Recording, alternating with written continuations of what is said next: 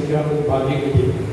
അപ്പം അത് ഇങ്ങനെ സന്ദർശിച്ചപ്പോഴാണ് കുറേ കാര്യങ്ങൾ നമുക്കും ചെയ്തുകൂടെ എന്ന് തോന്നുന്ന കാര്യങ്ങൾ കണ്ടെത്തിയത്.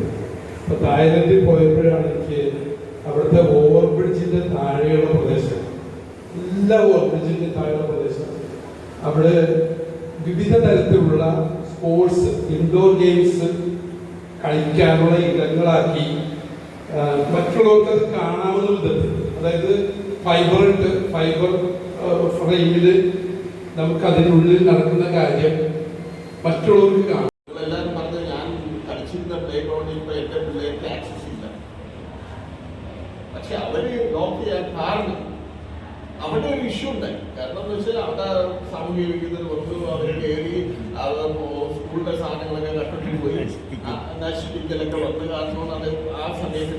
പക്ഷേ ആ ഒരു ഇമ്പാക്ട് എല്ലാവരും ക്ലിയറായിട്ട് പറഞ്ഞു. ഒരു ലോക്കൽ ഏരിയയിൽ നമുക്കൊരു സ്ഥലം, ഇപ്പൊ കേരളത്തിൽ 2 ഏക്കർ സ്ഥലം മേടിക്കാനുള്ള ഒരു കാശാണ്. പല പരിമിതികളും അതൊന്നും ഇന്ന് രാഷ്ട്രീയ അതിപ്രസരം എല്ലാ പ്രദേശത്തും, എല്ലാ തൊട്ട് എല്ലാ രാഷ്ട്രീയക്കാരാണ്. അപ്പൊ ഞാൻ പറയുന്ന 2-3 പ്രധാന പോയിന്റ്സ്. ഇപ്പൊ you are making A project ഈ ഇതിനെ സംബന്ധിച്ച് ഈ mental health and wellbeing of open Kerala എന്നുള്ള മിഷന്റെ ഒരു ഭാഗമായി മാറുന്നു. അപ്പൊ ഞാൻ സൂചിപ്പിക്കുന്നത് ഈ തൊഴിലുറപ്പ് പദ്ധതി വളരെ സക്സസ്ഫുൾ ആണ്. തൊഴിലുറപ്പ് പദ്ധതി പഞ്ചായത്തുകളിൽ മാത്രമേ എത്തുള്ളൂ. എന്തുകൊണ്ട് ബാക്കിയുള്ള തദ്ദേശ സ്വയംഭരണ സ്ഥാപനങ്ങൾ ഈ ആശയം ഒന്ന് പങ്കുവെച്ചു കഴിഞ്ഞാൽ എത്ര ഞാൻ തൊഴിൽ ചെയ്യാൻ സമ്മതമാണ്. കോർപ്പറേഷനാണ് ഞാൻ താമസിക്കുന്നത്. അത് അവർക്കൊരു കൂട്ടായ്മയായിട്ട് വരിക, പങ്കുവെക്കാനുള്ള ഒരു ആശയമായിട്ട് ഊന്നൽ നൽകാൻ പോകണം. എന്തുകൊണ്ട് കേരളത്തിന്റെ ഇന്നത്തെ പരിമിതി എന്തുകൊണ്ട് നമുക്ക് എന്തുകൊണ്ട് ചെയ്യാൻ കഴിയും? ഫസ്റ്റ് പോയിന്റ് അത് തദ്ദേശ സ്വയംഭരണ സ്ഥാപനങ്ങളിൽ എല്ലായിടത്തും പ്രാവർത്തികമാണ്. 2, ഇന്ന് നമുക്കറിയാം പകൽ വീട് എന്നുള്ളൊരു കാഴ്ചപ്പാട്. ഇതിലൂടെ പകൽ വീട് വരും. ഇപ്പോൾ നൽകിയ തൊഴിൽ ഉറപ്പ് പദ്ധതിയിലൂടെ അവനതിന്റെ കൂട്ടായ്മ ഉണ്ടാവും. ഒരു പകൽ വീടുണ്ടാകണം, അവർക്ക് ഫുഡ് പ്രിപ്പയർ ചെയ്യാനുള്ള ഒരു ആശയം വേണം. അവിടെ തന്നെ നല്ല ഫുഡ് പ്രിപ്പയർ ഞാൻ ചെയ്യും, ഇന്ന് എന്റെ ടേണാണ്, നാളെ ഇദ്ദേഹത്തിന്റെ ടേണാണ്. അങ്ങനെ വരുമ്പോൾ പകൽ വീട് ശക്തമാകും. അവിടെയാണ് നമുക്ക് ഒരു കാലഘട്ടം വരെയും ഒരു 19 വയസ്സ് കഴിഞ്ഞാൽ പോയി, പിന്നെ അവരെ ശ്രദ്ധിക്കുന്നില്ല. വീട്ടുകാരായാലും ശരി, നാട്ടുകാരായാലും ശ്രദ്ധിക്കുന്നില്ല. ഇപ്പൊ എന്റെ ഭാര്യ തന്നെ 3-4 ബിസിനസ് ചെയ്തിരുന്നതാണ്. ബ്യൂട്ടി പാർലറായാലും ടെക്സ്റ്റൈലായാലും ടൈലറിംഗ് ആയാലും. പക്ഷെ വയ്യാന്ന് പറഞ്ഞ് 2-2.5 വർഷമായി ഇനി ഞാൻ എല്ലാം കൂട്ടുന്ന വീട്ടിലിരുന്നു. ഉടനെ തുടങ്ങി മെമ്മറി കുറഞ്ഞുകൊണ്ടിരിക്കുന്നു, മെമ്മറി ലോസ് വന്നു. ഈ മെമ്മറി ലോസ് വന്ന് ഞാൻ മെഡിക്കൽ ടെസ്റ്റിൽ കൊണ്ടുപോയി ന്യൂറോ ഡോക്ടറെ കണ്ടു.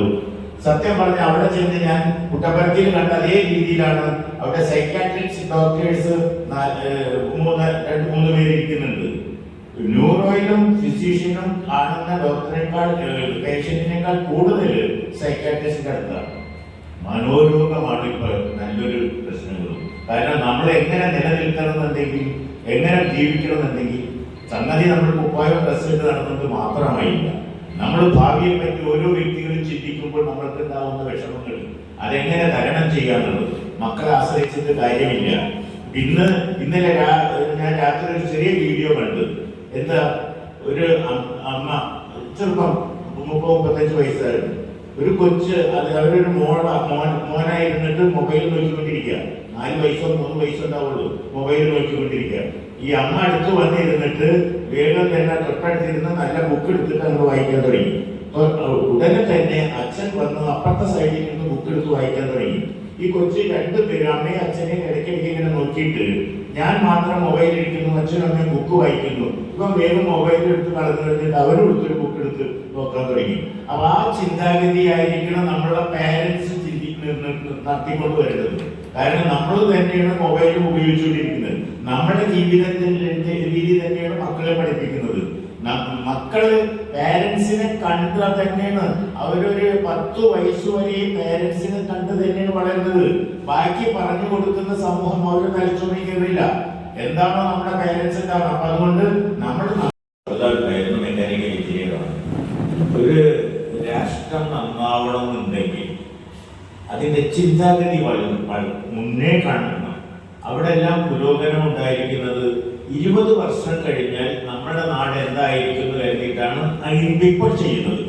അല്ലാതെ ഇപ്പൊ ചെയ്തതിന് ശേഷം വളരുന്നതനുസരിച്ച് അപ്പോൾ ചെയ്യാൻ നടന്നാൽ ഒന്നും നടക്കില്ല. അവിടെ തന്നെ 5 ലൈൻ റോഡാണ് എത്രയോ 10-30 വർഷം, ഞാൻ 45 വർഷം അവിടെ വർഷമായി. 5 ലൈൻ റോഡാണ് ഒരു ഭാഗത്ത് ഉണ്ടായിരിക്കുന്നത്. ഇവിടെയോ ഒരു ചെറിയ ഇടവഴി, അതിനുള്ളിൽ ട്രക്ക് വരുന്നു, ബസ് വരുന്നു, ലോറി വരുന്നു, കാറ് വരുന്നു, ബൈക്ക് വരുന്നു, ദൈനംദിന വളർച്ചകൾ വരുന്നു. വളരെ ബുദ്ധിമുട്ടുള്ള കാര്യമാണത്. അതുകൊണ്ട് ചിന്താഗതി ഏത് സംവിധാനത്തിലും ചിന്താഗതി മുന്നോട്ടുണ്ടാവണം. ഇപ്പോഴത്തതല്ല, ഇനി കുറെ വർഷം കഴിഞ്ഞാൽ എന്തായിരിക്കും നമ്മുടെ നാട്, അതിന് എപ്പോഴും എന്ത് ചെയ്യണം എന്നുള്ളൊരു ചിന്താഗതി ഉണ്ടാവണം. അതിവിടെ ഇല്ല. ഡോക്ടർ അബ്ദുൽ കലാം അദ്ദേഹത്തിന്റെ ബുക്കിൽ എഴുതിയിട്ടുള്ള ഒരു കാര്യമാണ്, രാഷ്ട്രീയക്കാര് രാഷ്ട്ര നിർമ്മാതാക്കളാവണം, പക്ഷെ സ്വന്തം പോക്കറ്റ് നിർമ്മാതാക്കളാണ്. എന്റെ വാക്കല്ല, ഡോക്ടർ അബ്ദുൽ കലാം ലോക രാഷ്ട്രങ്ങൾ അംഗീകരിക്കുന്ന ഒരു വ്യക്തി എഴുതിയിരിക്കുന്ന ബുക്കിൽ പച്ച എഴുതിയിരിക്കുന്ന കാര്യമാണത്. അതാണ് ഇവിടുത്തെ നാശം. ഏത് കാര്യത്തിലും ഇപ്പൊ ഞങ്ങൾ PNN ഗ്രൗണ്ട് 18 വർഷമായി പിന്നാലെ നടത്തുന്നു, അതൊന്ന് ഡെവലപ്പ് ചെയ്തെടുക്കാൻ. എത്രയും പിന്നാലെ നടന്ന് ഇപ്പതാ ആയിട്ടുണ്ട്. പക്ഷെ എന്നാലും ഹാൻഡ് ഓവർ കഴിഞ്ഞിട്ടില്ല. അത് ഇതുപോലെ തന്നെ വീണ്ടും പല പ്രശ്നങ്ങളും പറഞ്ഞു പോകുന്നു.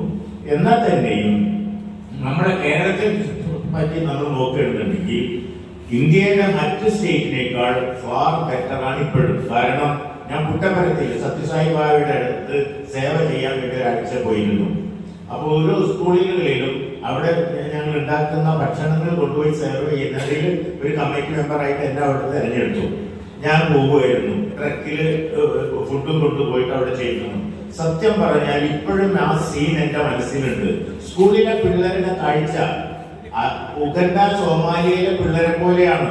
ഭക്ഷണം കഴിക്കാൻ ഇല്ലാത്തത്, ഡ്രസ്സ് ഇല്ലാത്ത വർഗ്ഗങ്ങൾ കൊച്ചുങ്ങളാണ് സ്കൂളിൽ പഠിക്കുന്നത്. അവർക്ക് ഫുഡ് കൊടുക്കുമ്പോൾ കറി ഒഴിക്കുന്നതിന് മുമ്പേ ചോറ് തിന്നു കഴിഞ്ഞു, പിന്നെ കൊടുക്കുമ്പോൾ തിന്നു കഴിഞ്ഞു. ഈ 5-6 വയസ്സുള്ള കുട്ടികളൊക്കെ ഈ ചോറ് എവിടേക്ക് പോകുന്നു എന്നുള്ളത് ഞാൻ ചിന്തിച്ചപ്പോൾ മനസ്സിലായി. പട്ടിണി, കൊടും പട്ടിണിയിൽ ജീവിക്കുന്ന രാജ്യങ്ങളാണ് നമ്മുടെ സെൻട്രൽ ഗവൺമെന്റ് ആയി ഇപ്പോഴത്തതല്ല കാലഘട്ടമായിട്ട് വന്നുകൊണ്ടിരിക്കുന്നത്. ഓരോരുത്തരും ഇതിനെപ്പറ്റി ചിന്തിക്കുന്നില്ല. അവിടുത്തെ സ്റ്റേറ്റ് ഗവൺമെന്റിന്റെ പ്രധാനമന്ത്രിയായ മന്ത്രിമാരായാലും വീട്ടിൽ നിന്നപ്പോൾ വൈഫാണ് പറഞ്ഞത് നിങ്ങൾ ഞങ്ങളോട് പുനപ്പിടി മാടാനക്കാട് പ്രസിഡൻസ് അസോസിയേഷനിൽ പ്രസിഡന്റായിട്ട് 5 വർഷമായിരുന്നു. അപ്പോൾ ഞാനത് വേറെ ആൾക്ക് കൊടുക്കുവാൻ വേണ്ടി ഞാനിപ്പോൾ രക്ഷാധികാരിയാണ് അറിയുന്നത്. അതുവഴിയാണ് ഞാൻ എറണാകുളം നോർത്ത് മേഖലയിലെ സെക്രട്ടറിയായിട്ട് ജോയിന്റ് സെക്രട്ടറിയാണ്, പിന്നെ എക്കാട്ടിക്ക് കമ്മിറ്റിയിലുണ്ട്. അപ്പോൾ ഈ ഒരു സംഘടനയെ പറ്റി എനിക്ക് നന്നായിട്ട് അറിയാവുന്നത് ഞാൻ വിട്ടുപോകാതിരിക്കേണ്ട ആദ്യമായിട്ട് പറയുകയാണ്. ഇല വഴിയോ അല്ലെങ്കിൽ ഇന്നത്തെ നമ്മുടെ തദ്ദേശ സ്വയംഭരണ സ്ഥാപനത്തിൻ്റെ അധികാരികൾ വഴിയോ ഇതിലൊരു ഓഫീസ് ഉണ്ടാക്കി കൊടുക്കുക. 1600 രൂപ, അതിൽ കൂടുതൽ ആ പ്രസിഡൻസ് അസോസിയേഷൻ 38 മേഖലയിലുള്ള ഇതാണ്.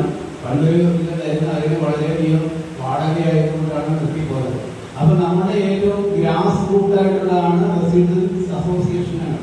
ഞാൻ 1953 ജനിക്കണം. അന്ന് സ്കൂളിൽ നടന്നു പോയിരുന്നു. ഇന്ന് എൻ്റെ കുട്ടികളെ, എൻ്റെ മക്കളുടെ കുട്ടികളെ വണ്ടിയിലാണ്, ഒരു കോണ്ടാക്റ്റും ഇല്ല. അപ്പോൾ കൂടിവഴിയിൽ ശ്രമിക്കുന്നില്ല.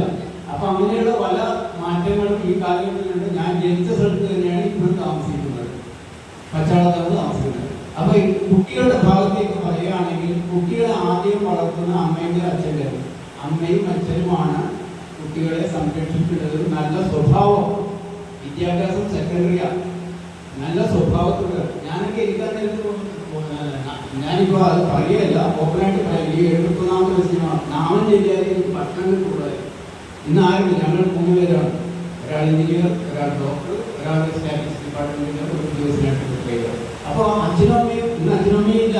അപ്പൊ ഞാൻ പറഞ്ഞത് നമ്മുടെ കുട്ടികളുടെ ഉത്തരവാദിത്വം വളർത്തണം, നമ്മൾ തന്നെ വളർത്തണം. സന്ധ്യയായാൽ വീട്ടിൽ എത്തണം. കാക്ക കൂട്ടി കയറുന്നപ്പോൾ അതാണ് ബേസിക്. ആൺപിള്ളേരാണെങ്കിൽ കിട്ടുന്നത്.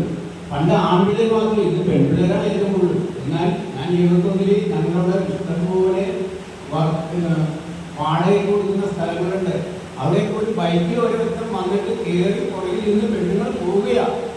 ഇത് ഞാൻ ഒരു തവണ അവിടെ വന്നത് എറണാകുളം നോർത്ത് പോലീസ് സ്റ്റേഷനിൽ ഒരാളൊന്നും അദ്ദേഹം എന്താ കാര്യമെന്ന് ചോദിച്ചു. എൻ്റെ വീടിൻ്റെ തൊട്ടടുത്താണ്. അത് മിസ്സിംഗ് കേസാണ്. അപ്പോൾ മഫ്റ്റിയിൽ ഒരു പോലീസുകാരൻ വന്നിട്ടുണ്ട്, അമ്മയും വന്നിട്ടുണ്ട്. ഇതാണ് നടന്നത്. ഞാൻ ഒരു 71 വയസ്സായി എന്തിനാ മോളെ ഇങ്ങനെ പോകുന്നത് എന്ന് ചോദിച്ചാൽ എനിക്ക് തല്ലി കിട്ടും.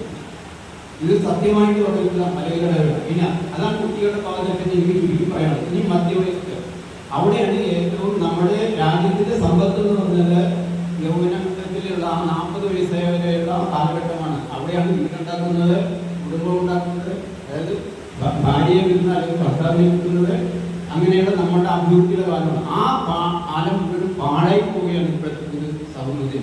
അതിന് നമുക്ക് എന്ത് റെമഡി ചെയ്യാൻ പറ്റും? ഞങ്ങളുടെ രീതിയിൽ ഓപ്പൺ ആയിട്ടുള്ള സ്ഥലത്ത് വന്ന് കൂടിയപ്പോൾ ഞങ്ങളുടെ സെക്രട്ടറി പലരും പോലീസുമായിട്ട് ബന്ധപ്പെട്ട് വന്നെങ്കിൽ ഒന്നിവിടെയൊക്കെ വരും, ആളില്ല. റൈഡിങ് നമ്മൾ നേരിട്ട് പോയിട്ടുണ്ടെങ്കിൽ എൻ്റെ ജനലിൽ കല്ല് വീഴും. അതുകൊണ്ടാണ് ഞാൻ പറയാറുള്ളത്. ഞാൻ ഓപ്പണായിട്ട് പറയുകയാണ്. അതുകൊണ്ട് ഞാൻ പറയാം. അപ്പൊ സംഘടന വഴി പോകണമെങ്കിൽ കുറവ്. ഇനിയിപ്പോൾ റെസിഡൻസ് അസോസിയേഷൻ എന്താ ചെയ്യുന്നത്? കൗൺസിലിന്റെ പണിയാണ് ചെയ്യുന്നത്. പണ്ട് ഹംസാപൂജണ്ടായിരുന്ന സമയത്ത് ഇപ്പൊ ഞങ്ങൾക്ക് SRM റോഡ് എന്ന് പറഞ്ഞാൽ രാജഭരണകാലത്തുണ്ടായിരുന്ന റോഡാണ്. ശിവരാമ മേനോൻ റോഡ് അന്വേഷിച്ചാൽ അറിയാം.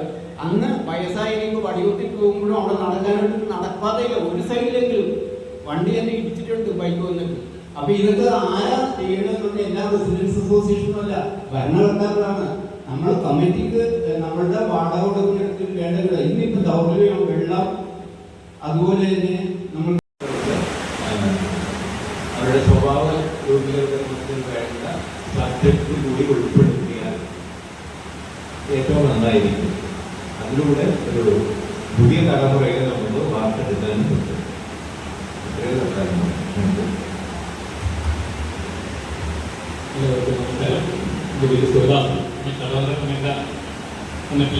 ഭാരവാഹിയാണ്. നമ്മളൊരു അസോസിയേഷൻ സൗത്ത് കടവന്ത്ര അസോസിയേഷൻ പ്രസിഡന്റാണ്, ജില്ലാ കമ്മിറ്റിയാണ്.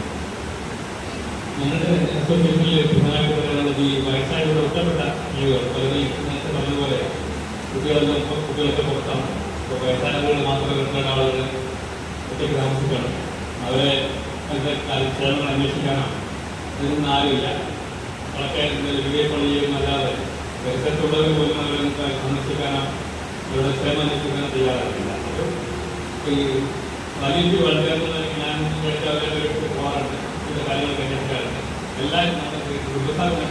എല്ലാ വർഷവും 1-2 വലിയ വളരെയാണെന്നുണ്ടെങ്കിൽ തന്നെ കാര്യങ്ങളൊക്കെ അന്വേഷിക്കാൻ പറ്റുന്നു. പക്ഷേ ആരും ഞാൻ കൂടുതൽ ആളുകൾ അതിനകത്ത് വരുന്നില്ല. ഞാൻ വലിയ കഴിഞ്ഞാൽ ഞാൻ വീടുകളിലൊക്കെ പോകാറുണ്ട്. അവരെ സംസാരിക്കുന്നവർക്ക് സന്തോഷമുണ്ട്. ഈ സന്തോഷം മെന്റലി എത്തെന്ന് പറഞ്ഞാൽ മാനസികമായ ആ സന്തോഷത്തിന് ശാരീരികമായ ആരോഗ്യം വേണം. അതോടൊപ്പം തന്നെ നമ്മൾ ചിന്താഗതിയിൽ മാറ്റമുണ്ടാകും. എന്നാൽ മാത്രമേ മാനസികമായ സന്തോഷം ഉണ്ടാവൂ. പലരും പലതുപോലെ പുറത്തിറങ്ങുന്നില്ല. പുറത്തിറങ്ങുന്നില്ല എന്ന് പറഞ്ഞാൽ അത് നമ്മൾ വിളിച്ചാൽ വരില്ല. വരണ്ടേ, ഒന്നല്ല വരുള്ളൂ. നമുക്ക് അവർ എടുത്തുവിട്ടാൻ പറ്റില്ല. നിർബന്ധിച്ചാൽ അതൊരു ശീലമാക്കി എടുത്താണ്. പഞ്ചായത്തിന്റെ ചാർജുള്ള ഡയറക്ടർ. അപ്പോൾ ഞാൻ ഉദയംതിരൂർ പഞ്ചായത്തിൽ ഏകദേശം 50,000 പേരാണ് ഉള്ളത്. അപ്പോഴത് തീരദേശ പഞ്ചായത്ത്, ഒട്ടനവധി വിഷയങ്ങളുള്ള ഒരു പഞ്ചായത്ത്. അപ്പോൾ ഞാൻ അസോസിയേഷന് ഉപരി നമ്മുടെ പഞ്ചായത്തിനെ മെയിനായിട്ട് ബാധിക്കുന്ന വിഷയങ്ങളിലേക്കാണ് ഞാൻ ചെയ്യുന്നത്. അപ്പോൾ ഈ കഴിഞ്ഞ ആഴ്ച ഞങ്ങളുടെ ഒരു അസോസിയേഷനിലുള്ള 4 വീടുകളിൽ വെളുപ്പിന് 2:30 പിന്നെ കടന്മാർ വന്ന് മുട്ടി ഒരവസ്ഥയുണ്ട്. അപ്പോൾ ഈ വിഷയം അറിഞ്ഞപ്പോൾ ആൾക്കാരൊക്കെയാണ് നമ്മുടെ ഇവിടെ മേഖലയിൽ ഉദയംപേരൂർ മേഖലയിൽ ഏകദേശം 33 റെസിഡൻസ് അസോസിയേഷൻ. അപ്പോൾ ഈ അസോസിയേഷനിലുള്ള ആളുകളൊക്കെ സെക്രട്ടറി എന്നുള്ള നിലയിൽ എന്നെ വിളിച്ച് ആശങ്ക പറയും, ഇത് കൃപാസംഘമാണോ എന്നൊരു ആശങ്കയുണ്ട്. ഈ സമയത്ത് തന്നെ ഞങ്ങൾ ഭാരവാഹികൾ ആ വീടുകൾ പോയി സന്ദർശിക്കുകയും ഇപ്പോൾ നമുക്കത് മനസ്സിലാക്കാൻ കഴിഞ്ഞത് അത് ഒറ്റപ്പെട്ട പ്രദേശത്ത് കിടക്കുന്ന ഒരു സ്ഥലമാണ്. അവർക്കൊരു വലുതായിട്ടുള്ള സ്ഥലമാണ്. ഇപ്പോൾ ഉള്ളിലേക്ക് കയറി കിടക്കുന്ന 4 വീടാണ്. ഈ വിവരം ഞങ്ങൾ പോലീസ് സ്റ്റേഷനിൽ പറയുകയും ഇങ്ങനെയുള്ള പ്രദേശത്തൊക്കെ നൈറ്റ് പെട്രോളിങ്ങിൻ്റെ ആവശ്യങ്ങൾ പറയുകയും ചെയ്തു. അതോടൊപ്പം തന്നെ ഞങ്ങളെ സംബന്ധിച്ചിടത്തോളം ഞങ്ങളുടെ മേഖല പോലീസുമായിട്ട് നല്ല ബന്ധമാണ് പുലർത്തിക്കൊണ്ടിരുന്നത്. ഞങ്ങൾ ഇന്നലെ ഒരു മീറ്റിംഗ് വിഷയം ആരോഗ്യമായതുകൊണ്ട് അതിൽ മാത്രം നമ്മൾ പറയാം. ഒന്ന്, പണ്ട് കാലത്ത് എല്ലാവരും ജീവിക്കാൻ വേണ്ടി ഭക്ഷണം കഴിച്ചിരുന്നത് ഇന്ന് ഭക്ഷണം കഴിക്കാൻ വേണ്ടി ജീവിക്കുന്ന ഒരു സ്ഥിതിയാണ്. ഒന്നാമത്, ഈ കിട്ടുന്ന ഫാസ്റ്റ് ഫുഡുകൾ മുഴുവൻ നമ്മുടെ ആരോഗ്യത്തിന് ഹാനികരമായിട്ടുള്ളതാണ്. സാർ നേരത്തെ സൂചിപ്പിച്ചു 2050 വയോജനങ്ങളായിരിക്കും കേരളത്തിലോട്ട്. അത് ശുദ്ധമായ അസംബന്ധമാണ്. 2050 ജനങ്ങളുണ്ടാവില്ല. ഇന്നത്തെ യുവാക്കള് 45-50 വയസ്സുള്ളിൽ മരിക്കുകയാണ്. സാർ പത്രം എടുത്ത് നോക്കിയാൽ അറിയാം. ഓരോ ദിവസത്തെയും പത്രങ്ങളിൽ ഒരു 10% ആൾക്കാർ മാത്രമാണ് 60 വയസ്സിന് മുകളിലുള്ളത്. ബാക്കി എല്ലാവരും 60 വയസ്സിന് താഴെയാണ്. അപ്പൊ എങ്ങനെയാണ് 25 വർഷത്തിന് ശേഷം വയോജനങ്ങളെ കൊണ്ട് കേരളം പറയുന്നത്? ആരും ഉണ്ടാവില്ല. ബംഗാളികളും അന്യസംസ്ഥാന തൊഴിലാളികളുമായിരിക്കും കേരളത്തിൽ ഉപേക്ഷണം. ഇപ്പോഴും പരമാവധി അവരാണ് കൂടുതൽ. അപ്പൊ നമ്മുടെ ഭക്ഷണക്രമത്തിന് ഒരു ശക്തമായ നിലപാടുകൾ അതാത് കാലഘട്ടങ്ങളിൽ ഭരിക്കുന്ന സർക്കാരുകൾ ഉണ്ടാക്കണം. നമ്മളിപ്പോ കഴിക്കുന്ന പഴയ ബർഗർ, മറ്റു സാധനങ്ങൾ മറിച്ച് പകുതി വേണ്ട ഇറച്ചി, മന്തി, കുന്തി എന്നൊക്കെ പറഞ്ഞ കുറെ സാധനങ്ങളുണ്ട്. അതുപോലുള്ള ഭക്ഷണങ്ങൾക്ക് തന്നെ നിയന്ത്രണം വരുത്തണം. പിന്നെ ടിൻ ഫുഡുകൾ, ഈ KFCയുടെ, ഞാൻ കമ്പനിയുടെ പേര് വന്നത്, പല പ്രാവശ്യം പുഴുവരിച്ച ചിക്കനാണെന്ന് പരാതിപ്പെട്ടിരുന്നു. തിലകന്റെ മകനടക്കം പരാതിപ്പെട്ടിരുന്നു. അതിപ്പോഴും സുലഭമായിട്ട് കിട്ടുന്നു. അതുപോലത്തെ ഒരുപാട് കടകൾ എറണാകുളത്ത് എനിക്ക് ഇഷ്ടം പോലെ ഉണ്ട്. അപ്പൊ അതേപോലുള്ള ഭക്ഷണങ്ങളും ആരോഗ്യത്തെ ബാധിക്കുന്നതാണ്. നമ്മുടെ ശരീരത്തിന് സുഖമുണ്ടെങ്കിൽ മാത്രമേ നമ്മുടെ മനസ്സിന് സുഖം ഉണ്ടാവുള്ളൂ. ശരീരത്തിൽ ചെറിയൊരു പനി വന്നാൽ കൊണ്ട് നമുക്ക് മാനസികമായിട്ട് ബുദ്ധിമുട്ടാവും. ശരീരത്തിന്റെ ആരോഗ്യമാണ് മനസ്സിന്റെ ആരോഗ്യം. അല്ലാതെ മനസ്സിന് പ്രത്യേകിച്ച് ഒരു ആരോഗ്യമുണ്ടോ തെറ്റൊന്നുമില്ല. എന്റെ അനുഭവത്തിൽ ഞാൻ പറയുന്നത്, ഞാൻ ഒരുപാട് മേഖലയിൽ പ്രവർത്തിക്കുന്ന ഒരാളാണ്. അപ്പൊ അതുകൊണ്ടാണ് ഞാൻ പറഞ്ഞത്. അപ്പൊ ഇതുപോലെയുള്ള ഫുഡുകൾ, പിന്നെ ഈ ആരോഗ്യരംഗത്തിന് വേണ്ടി ചെയ്യേണ്ട കുറെ ആവശ്യങ്ങളുണ്ട്. ഇപ്പൊ എന്റെ ഏരിയയിൽ തന്നെ കഴിഞ്ഞ 3 വർഷമായിട്ട് ഞങ്ങൾ നിരന്തരം ആവശ്യപ്പെടുന്നതാണ്. അവിടെ 2 പ്രൈമറി ഹെൽത്ത് സെന്ററുകളുണ്ട്. പിന്നെ എഡ്യൂക്കേഷനാണ്. ഞാൻ പഠിച്ചിരുന്ന education is the most powerful weapon in this world. നമ്മൾ ഇന്നത്തെ ഒരു പലരും സംസാരിച്ചു കേരളത്തിലെ എഡ്യൂക്കേഷൻ സിസ്റ്റം. ഞാനിപ്പോൾ എല്ലാത്തിനും ട്രെയിൻഡാണ്. Palliative care, geriatric care, counselling, disaster management, പിന്നെ കളികളി, PhD എടുക്കുന്ന മാനേജ്മെന്റ് സ്റ്റഡീസിൽ, physical trainer, government recognised physical ട്രെയിനറാണ്. അപ്പോൾ നമ്മൾ ഏതൊക്കെ മേഖലയിൽ നീക്കണം അവിടെ പോയി സ്റ്റഡീസ് ചെയ്തിട്ട് നമ്മൾ ഇംപ്ലിമെന്റേഷനാണ് ഇതൊന്നും ഇല്ലാത്തത്. ഇന്ന് പലരും പറഞ്ഞ് ഞാൻ സിംഗപ്പൂരാണെങ്കിൽ PG ഒക്കെ ഞാൻ സിംഗപ്പൂരാണ് ചെയ്തിരുന്നത്.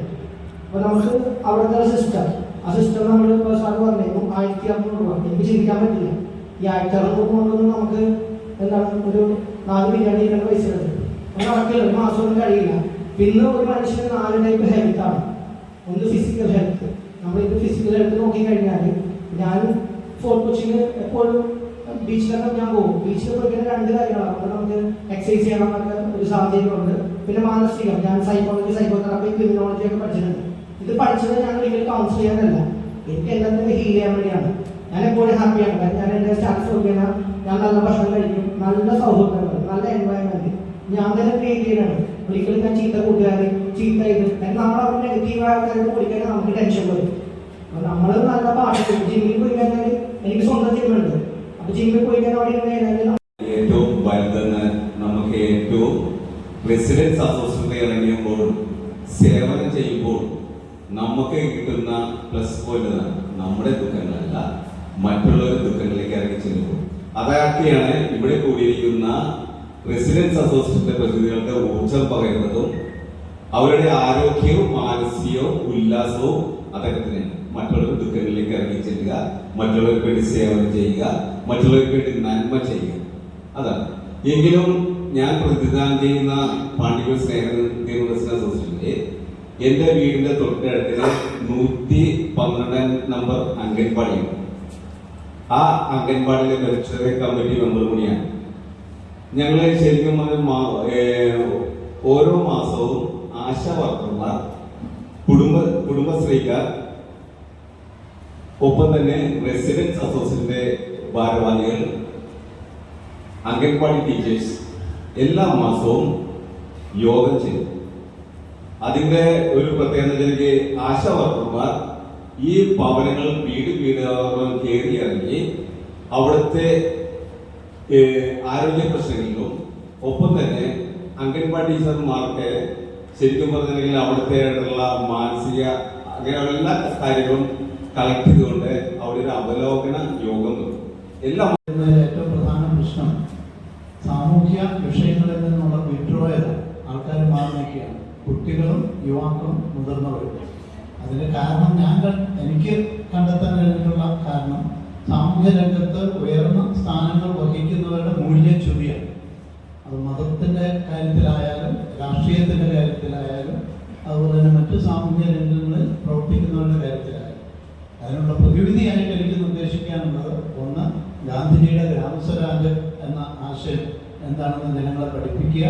രണ്ട്, ആധുനിക ഇന്ത്യയിൽ നിലവിൽ നമുക്ക് ലഭ്യമായിട്ടുള്ള പഞ്ചായത്തി രാജ് സിസ്റ്റം എന്താണെന്നും അതിൽ എങ്ങനെ നമുക്ക് ഇൻവോൾവ് ചെയ്ത് നമ്മുടെ പ്രവർത്തനങ്ങൾ മുൻപോട്ട് കൊണ്ടുപോകാൻ, നല്ല സാമൂഹ്യ പ്രവർത്തനങ്ങളിലേക്ക് നമുക്ക് ഇടപെടാൻ കഴിയും എന്നുള്ളത് ജനങ്ങളെ പഠിപ്പിക്കുക. മൂന്നാമത്, വ്യക്തിപരമായ ക്വാളിറ്റി ഇംപ്രൂവ് ചെയ്യാനായിട്ട് ഞാൻ ആ വാക്യം മാത്രം കോട്ട് ചെയ്യാം. ഭഗവത്ഗീതയിലെ 2-ാം അധ്യായത്തിൽ 50 മുതൽ 60 വരെയുള്ള വാക്യങ്ങൾ ജനങ്ങളെ പഠിപ്പിക്കുക. അത് പഠിപ്പിക്കുന്നത് ഒരു ആത്മീയ ഗുരു പഠിപ്പിക്കുന്നതിനേക്കാൾ ഒരു യുക്തിവാദി പഠിപ്പിക്കുകയാണെങ്കിൽ കൂടുതൽ നല്ലതായിരിക്കും.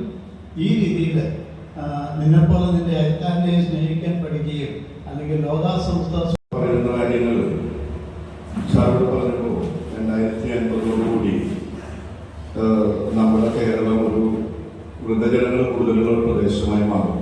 അത് തീർച്ചയായും നമുക്ക് അതിനകത്തൊന്നും കുറച്ചു പറയാൻ പറ്റില്ല. കാരണം കേരളത്തിൽ വിദ്യാഭ്യാസ നിലവാരത്തിൽ വന്ന മാറ്റം കുറെ മുന്നോട്ട് പോയത് കൊണ്ട് നമ്മുടെ കുട്ടികൾക്ക് പറ്റുന്ന വിദ്യാഭ്യാസം അനുസരിച്ച് അവിടെ ജോലി കേരളത്തിൽ കിട്ടാതെയുണ്ട്. 25 വർഷം മുമ്പ് നമ്മൾ ചെയ്യുന്ന ജോലി നമ്മൾ ചെയ്യാൻ പഠിക്കുകയും നമ്മളത് ബംഗാളിനെ ഏൽപ്പിച്ചിട്ട് നമ്മൾ പോയിട്ട് ഗൾഫിലും മറ്റു രാഷ്ട്രങ്ങളിലും പോയിട്ട് അവിടുത്തെ കക്കൂസ് കഴുകുന്ന ഒരു സംസ്കാരം നമ്മൾ ഇഷ്ടപ്പെട്ടു. എന്നിട്ട് നമ്മൾ പറയുന്നത് എന്താണെന്ന് വെച്ച് കഴിഞ്ഞാൽ കേരളത്തിൽ ജോലിയില്ല എന്നാണ്. 30 എത്രയോ പെരുമാറും മാത്രം 30 ലക്ഷം എന്നൊക്കെ പറയുന്നത്. ഇതാണ് നമ്മുടെ അവസ്ഥ. അതെ, ഞാൻ ഈ പ്രവർത്തനത്തിനിടയ്ക്ക് എനിക്ക് മനസ്സിലായെന്ന് വെച്ചാൽ നമ്മുടെ വൃദ്ധജനങ്ങൾ വല്ലാത്ത ആശങ്കയിലാണ്. എന്താണ് പ്രശ്നം എന്ന് വെച്ച് കഴിഞ്ഞാൽ സമൂഹത്തിന് 10% സാമ്പത്തിക സുരക്ഷിതത്വം. ഇപ്പൊ ഇവിടെ പല ഉദ്യോഗം പലരും പ്രത്യേകം ചെയ്തു വന്നവരെ നമ്മുടെ കേരള സർക്കാരിന്റെ പെൻഷൻ അവർക്ക് ധൈര്യം പകരുന്നുണ്ട്. പക്ഷെ ധൈര്യം പകരാത്ത ഒരുപാട് ജനങ്ങൾ ഇവിടെ ഉണ്ട്. എന്ന് വെച്ചാൽ ചുരുക്കം പറഞ്ഞു കഴിഞ്ഞാൽ നമ്മുടെ സർക്കാർ ഇന്ന് വൃദ്ധജനങ്ങൾ കൊടുക്കുന്ന പെൻഷൻ അവർക്ക് വളരെ കുറവാണ്. അത് ഞാൻ സർക്കാരിനെ മുന്നോട്ട് പറയുന്നതല്ല. മറ്റ് യൂറോപ്യൻ രാജ്യങ്ങളിൽ ബാല്യവും വാർദ്ധക്യവും ഗവൺമെന്റ് സംരക്ഷിക്കുന്നുണ്ട്. വിദ്യ നല്ല പഠിപ്പിച്ച് നല്ല ലെവലിൽ എത്തിക്കുന്നു. അതിനുശേഷം വൃദ്ധന്മാരായി വരുമ്പോൾ നല്ല പെൻഷൻ കൊടുക്കുന്നുണ്ട് എല്ലാവർക്കും ഒരുപോലെ. ഇവിടെ നമ്മുടെ റവന്യൂ വരുമാനമെല്ലാം ഒരു മേഖലയിലേക്ക് മാത്രം മാറിയിട്ട് നമ്മുടെ 90% വരുന്ന വൃദ്ധരും ഇന്നും മരുന്ന് വാങ്ങിക്കാൻ. കാരണം ഈ കനിവിന്റെ പ്രവർത്തനം വിട്ട് പോകുമ്പോൾ എനിക്ക് അനുഭവപ്പെടുന്നത് എന്താണെന്ന് വെച്ച് കഴിഞ്ഞാൽ ചില സ്ഥലത്ത് വരുമ്പോൾ ഒരു സങ്കടപ്പെടുന്നുണ്ട്. കാരണം മരുന്ന് കഴിക്കാൻ കാശില്ല. മരുന്ന് നമ്മൾ എവിടെന്നെങ്കിലും ഒപ്പിച്ചു കൊടുക്കുമ്പോഴത്തേക്കും പറയണെന്നറിയോ, ഈ മരുന്നത് കഴിക്കണമെങ്കിൽ നല്ല ഭക്ഷണം കഴിക്കേണ്ടിയിരുന്നു. കാരണം മക്കൾ ഗൾഫിലാണ്. ഈ മക്കൾക്ക് ഗൾഫിൽ പോയി കഴിഞ്ഞാൽ മിക്കവാറും ആൺമക്കളുടെയൊക്കെ സ്റ്റിയറിങ് കൈകാര്യം ചെയ്യുന്നത് അവരുടെ ഭാര്യമാരായി മാറും. സ്വാഭാവികം. ഞാൻ ആരും കുറ്റം പറയുന്നല്ല, അവർ ഇതൊന്നും കാണുന്നില്ലല്ലോ. അവരുടെ ആ ഒരു ഇപ്പൊ ചോദിക്കാനുള്ള ബുദ്ധിമുട്ട്. കഴിഞ്ഞ 9 മാസം 10,000 രൂപ അയച്ചിരുന്നല്ലോ, അതെന്ത് ചെയ്ത്? ഇവരുടെ കഴിക്കുന്ന മരുന്നിന് ഭയങ്കര വിലയാണ്. പക്ഷെ ഇത് ആരോട് പറയും? നമ്മളിത് പോയി അനുഭവിക്കുന്നതാണ്. എന്ന് വെച്ച് കഴിഞ്ഞാൽ എനിക്കിപ്പോ 52 വയസ്സ്. ഞാനിപ്പോ ഭയപ്പാണ്. 2032 ഞാൻ 60 വയസ്സായി റിട്ടയർ ആയി കഴിഞ്ഞാൽ എനിക്ക് കിട്ടാൻ പോകുന്ന പെൻഷൻ നാം മാത്രമായിരിക്കുള്ളൂ. എന്നെ സംബന്ധിച്ചുള്ള എന്റെ ബാങ്ക് ബാലൻസ് ഇല്ല. അപ്പൊ ഞാനിത് കാണുന്നത് ഇന്നത്തെ കേരളത്തിലെ നമ്മുടെ സമൂഹം വളരെ ഭയപ്പെട്ട ജീവിക്കുന്നത്. പിന്നെ ഈ പറഞ്ഞ ആക്ടിവിറ്റീസ് ഒക്കെ അവർക്ക് ഒരുപാട് ഗുണം ചെയ്യുന്നുണ്ട് നമ്മുടെ അസോസിയേഷനിലാണ്. ഞാൻ എല്ലാ അസോസിയേഷനിലും ഞാൻ പോകാറുണ്ട്. ഞാൻ സംസാരിക്കുമ്പോൾ പറയുന്നത് ആഘോഷിക്കാനുള്ള ഒരു മാർഗം മാത്രമുള്ള അസോസിയേഷൻ. പണ്ട് ആഘോഷത്തിന് വേണ്ടിയിട്ടായിരുന്നു അസോസിയേഷൻ 25 വർഷം മുമ്പ്. ഇനിയിപ്പോ നല്ല ഒരു ട്രാഫിക് പോലീസായിട്ടാണ് അസോസിയേഷൻ ഓരോ പ്രദേശത്ത്. മതം, ജാതി, രാഷ്ട്രീയം ഒന്നും കൂട്ടിയിടിക്കാതെ കാശുള്ളവരും കാശില്ലാത്തവരും എല്ലാവരും തുല്യമായിട്ട് ഒരു നല്ല ഒരു ട്രാഫിക് തിരക്കുള്ള ഒരു ടെൻഷൻ ഒരു പോലീസുകാരൻ എന്ത് ചെയ്യുന്നു, അതാണ് ഒരു അസോസിയേഷൻ ചെയ്യേണ്ടതെന്നാണ് ഞാൻ പറയുന്നത്. തീർച്ചയായിട്ടും ഈ ചർച്ച നമ്മുടെ ഭാവിയിലെ കേരളത്തിന്റെ ആ മെന്റൽ സ്റ്റാറ്റസ്, ആരോഗ്യം, ഇതെല്ലാം ഗുണകരമായിട്ട് വരണമെങ്കിൽ നമ്മുടെ എല്ലാത്തിന്റെ അടിസ്ഥാന സാമ്പത്തികമാണ്. ഞങ്ങളുടെ റെസിഡൻസ് അസോസിയേഷൻ വാർഷികം സാർ 3 മിനിറ്റ് തന്നിട്ടുള്ളൂ, അധികം ലഭിക്കാനും ചെയ്യാം. ഞങ്ങളുടെ അസോസിയേഷൻ വാർഷികമായിരുന്നു കഴിഞ്ഞ 2 മാസം മുമ്പ് വളരെ നല്ല രീതിയിൽ നടന്നു. വെച്ചാൽ ആരും പുറത്തിറങ്ങുവാൻ ഇപ്പം തന്നെ നമ്മൾ വാർഷിക വിളിച്ചിട്ട് ഇരിക്കാൻ പറ്റുമ്പോൾ ഞങ്ങളുടെ അസോസിയേഷൻ തീരുമാനിച്ചു നമുക്ക് മൊബൈലിൽ നമുക്ക് വാട്സപ്പിൽ ഇടാം. അപ്പോൾ എല്ലാവരും അത് നമുക്ക് പൈസ അയച്ചു. ഞാൻ പറഞ്ഞാൽ നടക്കുന്നില്ല. നമ്മൾ ഓരോ വീട്ടിൽ ഇറങ്ങി ചെന്ന് നമുക്ക് അവരെ കണ്ട് സംസാരിച്ച് മേടിക്കുക. വരുമ്പോൾ ഞങ്ങളുടെ കമ്മിറ്റി തീരുമാനിച്ച് ശരിയാണ് നമുക്ക് അങ്ങനെ തന്നെ ചെയ്യാൻ പറ്റുമ്പോൾ ഞങ്ങൾ ഓരോ വീട്ടിലും അവരെ പ്രസിഡന്റ് സെക്രട്ടറി ഇറങ്ങി ചെന്ന് എല്ലാവരും ഒന്ന് കാണുകയും ചെയ്യാം, പൈസ മേടിക്കുകയും ചെയ്യും. അതുപോലെ തന്നെ പരിപാടി, എന്ത് പരിപാടി, ഒരു പരിപാടിയില്ല, കൊച്ചു കുട്ടികളുടെ പാട്ട് 3-4 നല്ല രീതിയിൽ എല്ലാ പ്രവർത്തനങ്ങളും നടത്തുന്നുണ്ട്. ഇപ്പൊ രാവിലെ തന്നെ അവിടെ നിന്നൊക്കെ വിളി വരും, പൈപ്പ് പൊട്ടി അല്ലെങ്കിൽ വേസ്റ്റ് എടുത്തില്ല, ചേച്ചി ഒന്ന് വരണോ അല്ല ഒന്ന് വിളിക്കണോ എന്നൊക്കെ പറഞ്ഞു. ഇതിനെ എല്ലാം എന്നെ കൊണ്ട് കഴിയുന്ന രീതിയിൽ എല്ലാ ഡിപ്പാർട്ട്മെന്റിലും ബന്ധപ്പെട്ട് വേണ്ട കാര്യങ്ങളൊക്കെ ചെയ്തു കൊടുക്കുന്നുണ്ട്. പക്ഷെ എനിക്ക് ഏറ്റവും സംതൃപ്തി തോന്നിയ എൻ്റെ ഒരു പ്രവർത്തനം എന്ന് പറയുന്നത് ഞങ്ങളുടെ ഈ 150 കുടുംബങ്ങളിലും മെജോറിറ്റി സീനിയർ സിറ്റിസൻസ് ആണ്. എല്ലാം ഹൈ ഉദ്യോഗസ്ഥരായിട്ടുള്ള ആൾക്കാരാണ്, ഡോക്ടറും വക്കീലുമൊക്കെ, മക്കളെല്ലാം പുറത്തുനിന്നൊക്കെ. ഇവരൊക്കെ ചില കാര്യത്തിലൊക്കെ വിളിക്കുന്നത് വെള്ളം അല്ലെ വെള്ളത്തിന്റെ പ്രശ്നം ആയിരിക്കത്തില്ല, ശാമ്പള ഇവിടം വരെ ഒന്ന് വരണം, ഒരു 5 മിനിറ്റ് അവരോട് സംസാരിച്ചിരുന്ന് കഴിയുമ്പോൾ അവർക്ക് ശരിക്കും വെള്ളത്തിന്റെ അല്ല പ്രശ്നം. ചില ഇപ്പൊ 2 റിട്ടയർഡ് ഡോക്ടർമാരുടെ അടുത്ത് പറഞ്ഞത് ശാമ്പളയുടെ ഒരു കാര്യം ഓർക്കുമ്പോൾ ഞങ്ങൾ സമാധാനത്താണെന്ന് പറഞ്ഞത്. അവരുടെ വിചാരം ഞാനെന്തോ അവർക്ക് ഒരു മനസ്സിൽ അവർക്കൊരു ധൈര്യം, ഒരു ആപത്ത് വന്ന ഒരു വണ്ടി വിളിക്കാനോ അല്ലെങ്കിൽ ഡോക്ടറെ അറേഞ്ച് ചെയ്യാനോ ഒക്കെ എനിക്ക് കഴിയുമെന്ന് എനിക്ക് തോന്നുന്നില്ല. അവർ പറയുമ്പോഴാണ് ഞാൻ അറിയുന്നത് എനിക്ക് എന്തെങ്കിലും ചെയ്യാൻ പറ്റുമെന്നുള്ള. പക്ഷെ അങ്ങനെ ഓരോരുത്തരുടെ അടുത്ത് തന്നെ 5 മിനിറ്റ് ഞങ്ങളത് ചെയ്യാറുണ്ട്. ഞങ്ങൾ കമ്മിറ്റിയിലെ വനിതകൾ മാത്രമായിട്ട് മാസത്തിൽ ഒരു ദിവസം ഈ സീനിയർ സിറ്റിസൺസിന്റെ വീടുകളിൽ പോയി അവരുടെ കൂടെ ഉറപ്പോ ഇരുന്ന് 10 മിനിറ്റ് സംസാരിക്കുക. അപ്പൊ അവരുടെ ഒരു സന്തോഷം എന്ന് പറഞ്ഞാൽ നമുക്ക് പറഞ്ഞറിയിക്കാൻ പറ്റാത്ത ഒരു സന്തോഷം അവർക്ക് ഉണ്ടാവുന്നത്. അവരുടെ മക്കൾ നമ്മളെ വിളിക്കാറുണ്ട്, ചേച്ചി പോയായിരുന്നു അപ്പച്ചൻ്റെ അടുത്ത് അല്ല അമ്മയുടെ അടുത്ത്, അവർക്ക് ഭയങ്കര സന്തോഷമായിരുന്നു. ഇപ്പൊ നമ്മുടെ ജയസൂര്യ സാറ് പറഞ്ഞ എന്റെ ഭാവനയിലുള്ള കാര്യങ്ങളൊക്കെ സാറ് പറഞ്ഞു. ഞാനിപ്പോ എപ്പോഴും വിചാരിക്കാറുണ്ട് ഈ പ്രായമായ ആൾക്കാരെ പുറത്തോട്ടൊന്ന് ഇറക്കി ഒരു പാർക്കോ അല്ലെങ്കിൽ അങ്ങനെയുള്ള ഒരു സ്ഥലത്ത് എല്ലാവരും കൂടെ കൊണ്ടിരുത്തി അവർക്ക് തമ്മിലൊരു ഇപ്പൊ ഞാൻ ചെന്ന് സംസാരിച്ചാൽ എന്നോടല്ലേ അവർ പറയുന്നുള്ളൂ, അല്ലെ എന്നോട് ചോദിക്കും മറ്റേ അഡ്വക്കേറ്റിന് എങ്ങനെയുണ്ട്, വയസ്സായോ, പുള്ളി കിടപ്പാണോ എന്നൊക്കെ ഒരു മീഡിയക്കാരോട് എന്നോടാ ചോദിക്കുന്നത്. അപ്പൊ അവര് തമ്മിലൊന്നുള്ള സംസാരിക്കാനുള്ള ഒരു സാഹചര്യം സാറ് പറഞ്ഞ ഒരു സംവിധാനം ഉണ്ടാക്കിയാൽ വളരെ ബെറ്ററായിരിക്കും. ഒരു ആ ഏരിയയിൽ തന്നെ ഒരു ചെറിയ ഞാനത് പലരും സമീപിച്ചു. ജില്ലാ വനിതാ കമ്മിറ്റിയുടെ സെക്രട്ടറി കൂടിയാണ്. അപ്പൊ നമ്മളുടെ വിഷയം എന്ന് പറയുന്നത് നമ്മുടെ മാനസിക ആരോഗ്യമാണ്.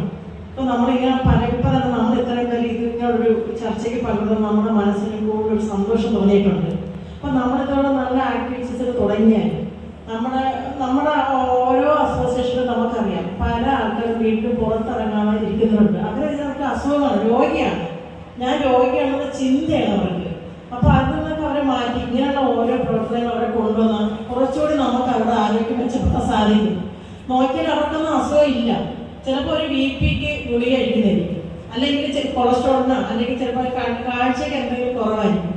പക്ഷെ അവരുടെ മനസ്സിൽ അവരെന്തോ വലിയ രോഗിയാണെന്നുള്ള ഒരു ചിന്ത. കാര്യം എന്ന് വെച്ചാൽ അവർക്ക് ഇതിനെപ്പറ്റി പറഞ്ഞൊക്കെ വീട്ടിൽ ആളുണ്ടാവില്ല. നമ്മുടെയൊക്കെ കാലത്ത് വെച്ചാൽ നമ്മളൊരു 8-10 മക്കളൊക്കെ ഉണ്ട്.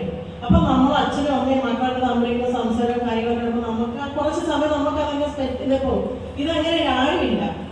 ഇപ്പൊ അച്ഛനും അമ്മയും ഒരു കുട്ടിയുണ്ടെങ്കിൽ അവര് പോകും. ഇപ്പോഴത്തെ കുട്ടികളെന്ന് വെച്ചാല് നമ്മുടെ ഈ പ്രായമുള്ളവരെക്കാളും മാനസികമായിട്ട് അവർ തളർന്നവരാണ്.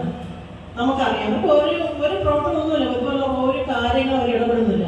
അപ്പൊ ഇങ്ങനെയുള്ള ഓരോ വിഷയം ഓരോ അസോസിയേഷനും ഇതുപോലെ ക്ലാസ്സിൽ വെച്ച് നമ്മുടെ വീട്ടിൽ നിന്ന് പുറകെ ഇപ്പൊ ഞങ്ങളുടെ അസോസിയേഷൻ ഒരുപാട് ആൾക്കാരുണ്ട്. അവർ പുറത്തിറങ്ങണം, വിളിച്ചാൽ പോലും അവർ ഇറങ്ങില്ല. അവർക്ക് എന്തോ ഒരു പേടി. ഇങ്ങനൊരു ചർച്ചയിലേക്ക് പറഞ്ഞുമ്പോൾ നമുക്കറിയാം ജാതി മത രാഷ്ട്രീയ ചിന്തകൾക്ക് അതിയായിട്ട് പ്രവർത്തിക്കുന്നു നമ്മുടെ സംഘടന. ഞാൻ 2005 ഞങ്ങളുടെ അസോസിയേഷൻ ഫോം ചെയ്തു. അതോടൊപ്പം ഞാൻ വിജയമായിട്ട് സഹകരിച്ചുകൊണ്ട് പോകുന്നു. ഞങ്ങളുടെ അസോസിയേഷനിൽ ഒരു 125 കുടുംബമുണ്ട്. അവരുടെ ഒരു 10 കൊല്ലത്തിന് മുമ്പ് ഏകദേശം കുട്ടികളൊക്കെ ഉണ്ടായിരുന്നു. ഇപ്പം ഞങ്ങളുടെ അസോസിയേഷനിൽ ഈ 60 വയസ്സ് കഴിഞ്ഞവർ മാത്രമേ ഉള്ളൂ. കാരണം ഞങ്ങളുടെ പഠനത്തിൽ ഞങ്ങളുടെ അസോസിയേഷൻ തന്നെ 10-40 കുട്ടികളാണ് കാനഡ അവിടെ ഉള്ളത്. ചുരുക്കി പറഞ്ഞു കഴിഞ്ഞാൽ ഞങ്ങളുടെ വയോജനമായിട്ട് മാറും. അപ്പൊ അതിന്റെ ഭവിഷ്യത്തുകളുണ്ട്. പക്ഷെ ഇപ്പോഴും മിക്കതും നമ്മുടെ കൊച്ചുങ്ങളെ വളർത്തിയ ആ സാഹചര്യമല്ല. കൊച്ചു മക്കളെ വളർത്താനാണ് ഏറ്റവും ബുദ്ധിമുട്ട്. വളരെയധികം ബുദ്ധിമുട്ടുണ്ട്. നമ്മൾ വളർത്തിക്കുമ്പോൾ നമുക്കൊരു ലഭിക്കും അവർ കൊച്ചുങ്ങളെ. അപ്പൊ ആ ഒരു സിറ്റുവേഷൻ കാലം മാറി. അപ്പൊ അതുകൊണ്ട് ആ ഒരു സിറ്റുവേഷനിലേക്ക് വന്നപ്പോഴുള്ള ഭയങ്കര ചേഞ്ചസ് നമുക്കുണ്ട്. അപ്പൊ ഈ അസോസിയേഷന്റെ ബന്ധപ്പെട്ട് ഞങ്ങൾ ഓരോ കൊല്ലവും ഇവരെയൊക്കെ കൂടി ഇപ്പോൾ കഴിഞ്ഞ കൊല്ലം ഞങ്ങൾ ഒരു മാനസിക നമുക്ക് വളരെ സന്തോഷമാണ്. ഒരു വണ്ടി ഞങ്ങൾ ഇപ്പോൾ എവിടെയാണെങ്കിലും ഞങ്ങൾ പോയിരിക്കും. അവർക്കെന്ന് പറഞ്ഞാൽ എല്ലാ അഡ്മിനിസ്ട്രേറ്റീവേ ഉള്ളൂ.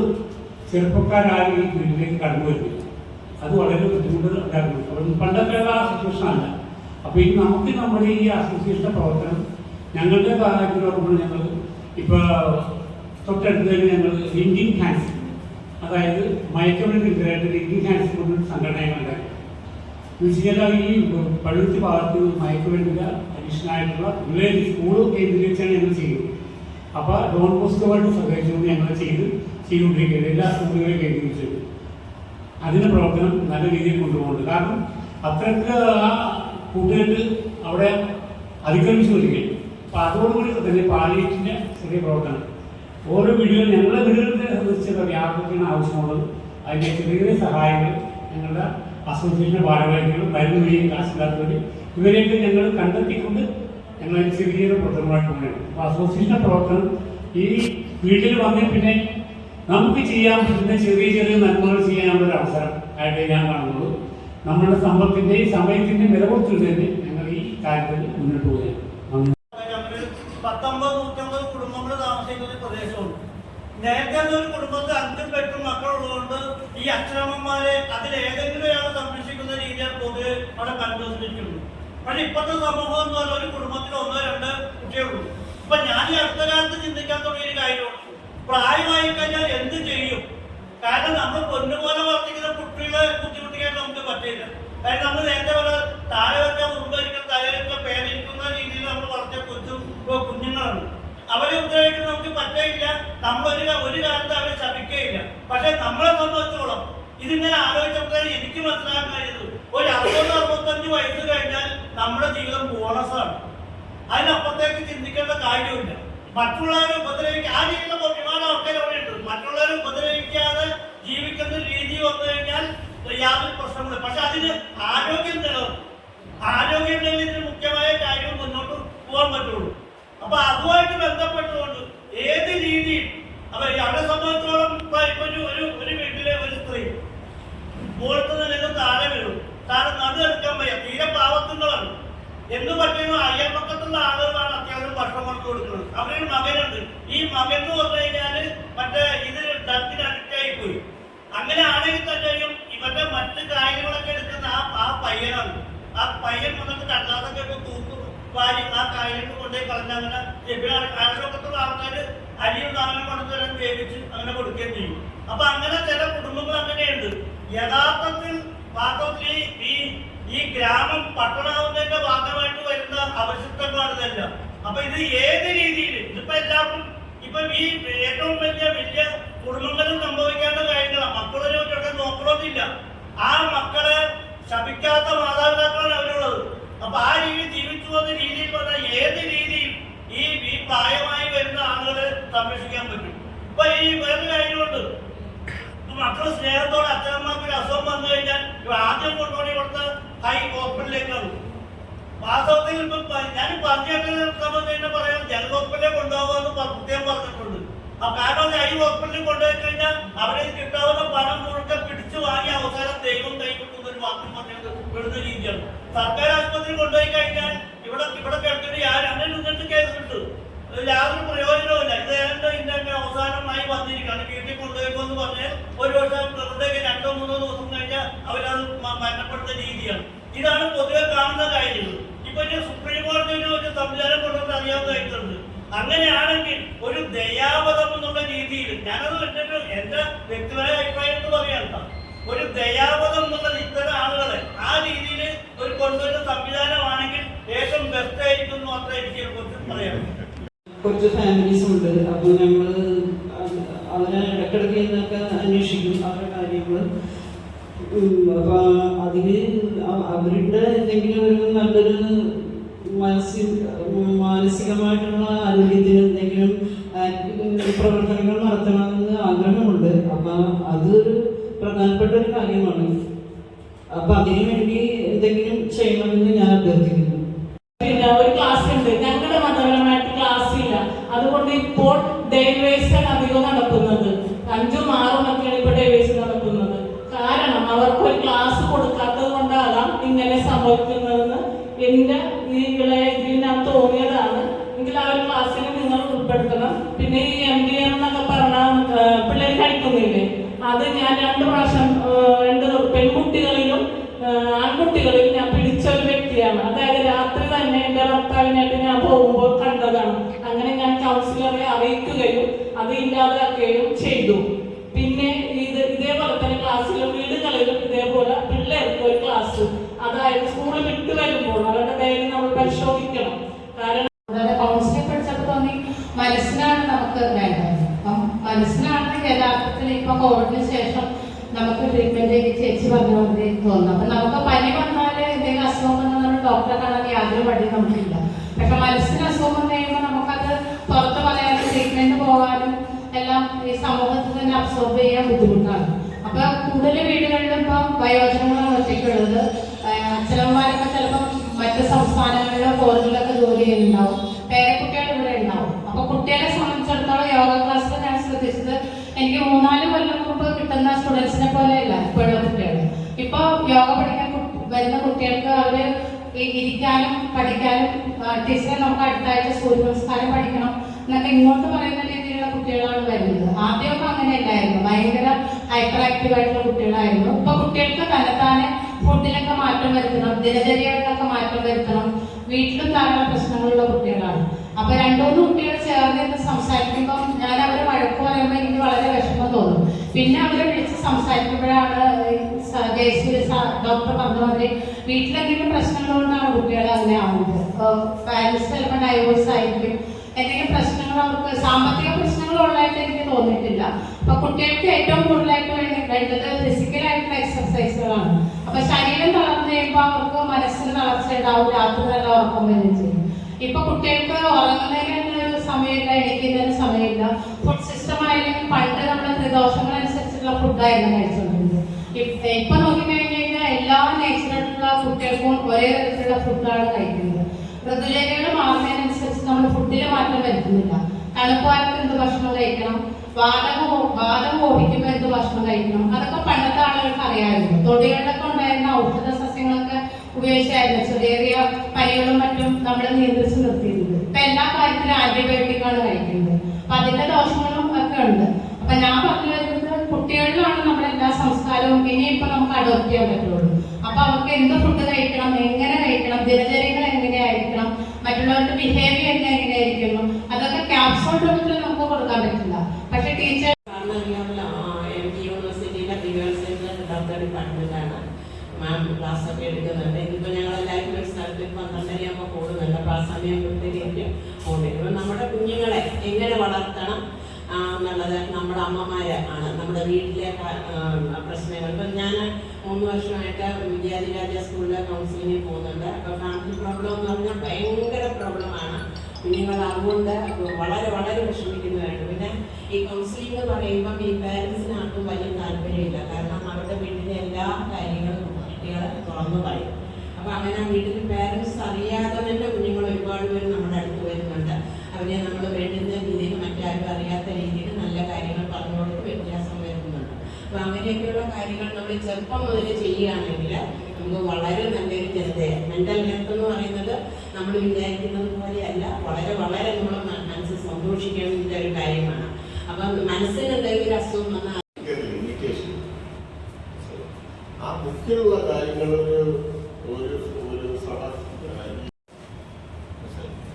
നിങ്ങളുടെ റെസിഡൻസ് വെൽഫെയർ അസോസിയേഷൻ ചുറ്റുമുള്ള കാര്യങ്ങളും നിങ്ങളുടെ എക്സ്പീരിയൻസ് മാത്രമാണ് കാരണം എന്ന് വെച്ച് കഴിഞ്ഞാൽ എനിക്കൊരു